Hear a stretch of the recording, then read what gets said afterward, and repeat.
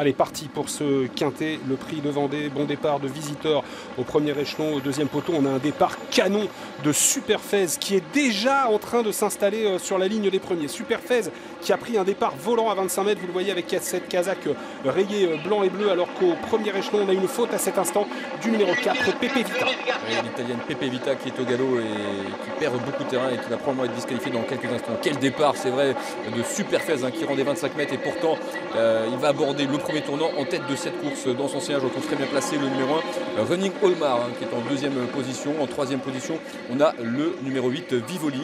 Et puis on voit des chevaux qui tentent de se rapprocher à l'extérieur avec notamment le numéro 2. C'est Viking d'Orion qui fait effort en dehors. Oui, Viking d'Orion qui est en train de se rapprocher de Superfez. À l'arrière, on note que Bebop Mélois a pris un départ assez prudent. Baronne de Bapré, comme à son habitude, est bien parti, mais figure pour l'instant à l'arrière. C'est une jument qui doit courir cachée.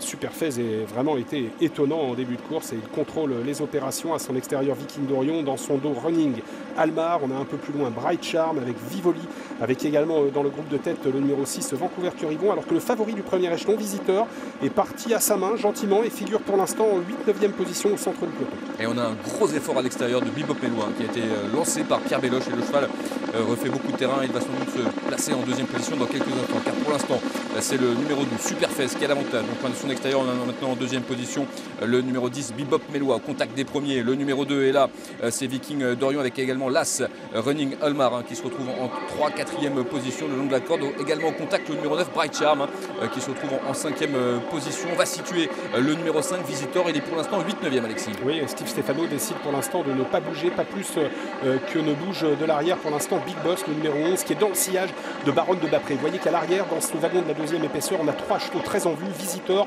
Baronne de Bapré et Big Boss. Mais devant, Gabi Gélormini, qui est parti comme un V2 avec Superfez, contrôle la course. Il a la partie facile en ce moment, Gabi Gélormini. Il est peut-être en train de construire sa victoire. C'est pas impossible, car devant, il fait un peu ce qu'il veut. Dans son sillage, Running Altmar, 3 quarts à son extérieur, on a Bebop Mélois, et toujours dans le wagon de la deuxième épaisseur, Viking d'Orion et Vivoli numéro 8.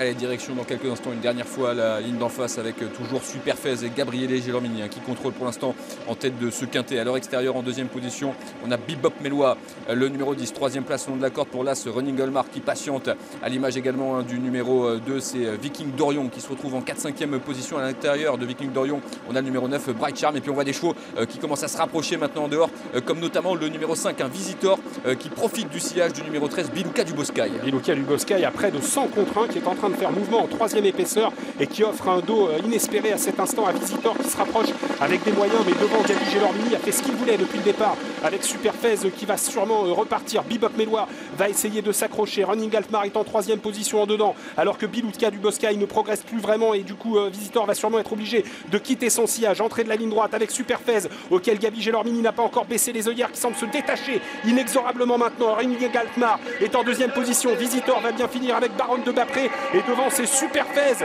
qui a quasiment course gagnée, même si Visitor termine de plus en plus vite. Superfez qui a gagné sa course au départ. Visitor termine remarquablement à l'extérieur. Visitor, très belle impression de ce quintet, va devoir se contenter de la 2e place. La 3e, elle est pour le numéro 14 Baronne de Bapré, la 4e pour le 11 Big Boss, et peut-être la 5e pour le numéro 6 Vancouver Curivon.